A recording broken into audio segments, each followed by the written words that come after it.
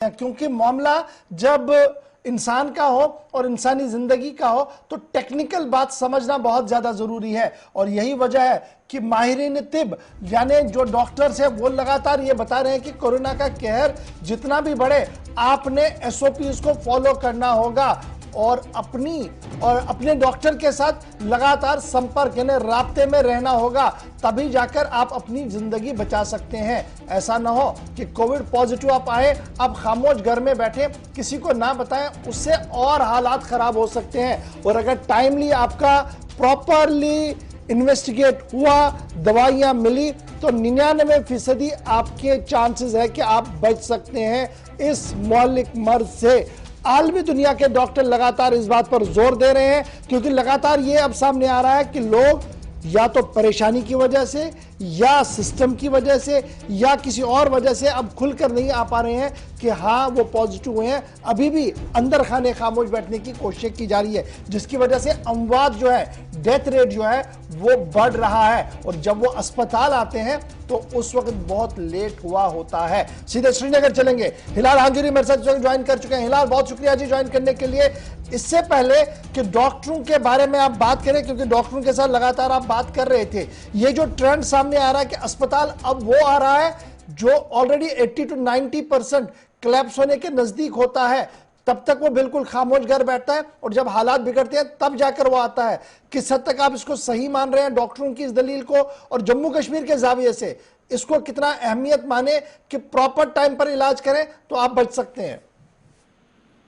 देखिए इशफाक, इसमें आज डॉक्टर्स एसोसिएशन कश्मीर की जानब से बाकायदा एक स्टेटमेंट भी जारी हुआ है जिसमें उन्होंने कहा कि इनिशियल स्टेज में नहीं बल्कि आखिरी स्टेज में जो पेशेंट्स हैं वो हॉस्पिटलाइज हो रहे हैं, जिसके नतीजे में क्या हो रहा है कि जो कोविड-19 की डेथ की जो तादाद है जो इसमें इजाफा हो गया है, क्योंकि कल के डेट में हमने देखा कि 25 के आसपास जो है जम्मू कश्मीर के अंदर लोगों की अमवात हुई है। तो उनका मानना है कि इसमें यही चीज सबसे अहम कार फरमा है कि ऐसे लोगों की, ऐसे पेशेंट्स की हॉस्पिटलाइजेशन जो है वो काफी लेट आवर्स में होती है, काफी लेट होती है। और अगर इन्हें इनिशियल स्टेज में ही हॉस्पिटलाइज किया जा सकता था तो शायद इनकी जान जो है बचाई जा सकती थी। लेकिन इस सब के बीच डॉक्टरों का मानना है कि जब तक किसी भी पेशेंट का, चाहे वो उसकी बीमारी की सतह क्या हो, कितनी परसेंटेज वो बीमारी में मुब्तला हो, जब तक ना डॉक्टर्स का इंटरवेंशन उसमें होगा तब तक उसका ठीक होना जो है टेक्निकल पॉइंट ऑफ व्यू से उसको तस्वुर नहीं किया जाता है। एक अहम बात यहां से भी निकलकर सामने आती है कि आखिर वजह क्या है कि ऐसे लोग लेट ऐसे हॉस्पिटल में जो है एडमिट हो रहे हैं। इसके 2-3 रीजन है। एक ये कि जो हॉस्पिटल में डॉक्टर्स का बिहेवियर है और डॉक्टर्स का अप्रोच है, काफी वक्त से हम देख रहे हैं कि बेशतर जो पेशेंट्स है या उनके अटेंडेंट्स वो यही शिकायत करते हैं कि डॉक्टर्स का अप्रोच ठीक नहीं है।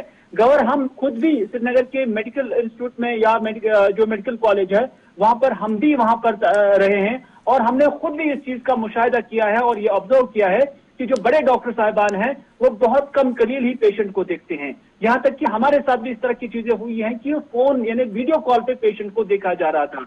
अब जब इस तरह का सिनेरियो बाहर हॉस्पिटल से बाहर निकल कर आता है तो दूसरे लोगों तक पहुंचता है तो उन लोगों पर उसका मनफी असर पड़ता है। यानी लोग यही समझते हैं कि वहां पर छोटे डॉक्टर देखते हैं तो उससे बेटर है कि घर पे ही रहे और घर पे मेडिकल शॉप वाले से दवाई ले ली। और उसके बाद क्या होता है कि उसमें डैमेज जो है बढ़ रहा है, बढ़ता जाता है। जब डैमेज बढ़ जाता है तो उसके बाद ऐसे पेशेंट के लिए कोई चारा नहीं होता है। जब वो डिपेंडेबल होता है ऑक्सीजन पर तो उन्हें फिर हॉस्पिटलाइज किया जाता है।